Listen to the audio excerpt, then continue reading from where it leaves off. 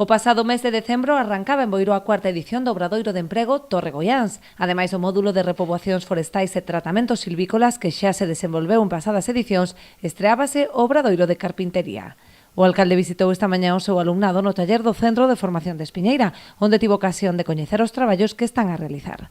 Ademais dos peches de madeira para o Pazo de Goiáns, os alumnos están a traballar na mellora das pasarelas de madeira do camiño a orixe. A verdade é que o proxecto deste ano, destes 9 meses, é un proxecto moi bonito, que é a reparación ou integración do que é o camiño a orixe, que ven desde Currubedo hasta Santiago, pero bueno, estamos traballando no seu paso polo término municipal de Boiro e están conxugando, pois, efectivamente, os de forestal, pois, con ese amaño do camiño no tema forestal e, por outro lado, o tema de carpintería, non?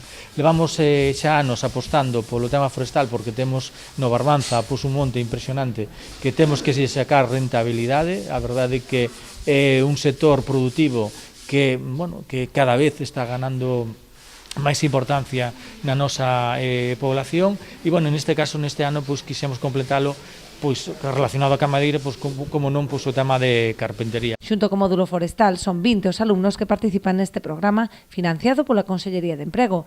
Durante os 9 meses de duración, reciben formación teórico-práctica a través dun contrato de traballo de 40 horas semanais. Son remuneradas, teñen o salario mínimo, e durante 9 meses esta xente está aprendendo un traballo e mellorando. A maioría deles teñen unha formación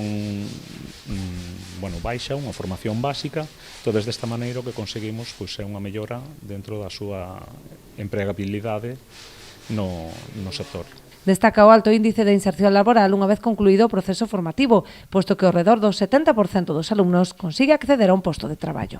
Eu, para min, ver como se forma a xente e despois como salen á calle se con un traballo é algo que para min que me enche de orgullo. E, que desde o Concello que seguiremos sempre apostándose pola formación e polo emprego.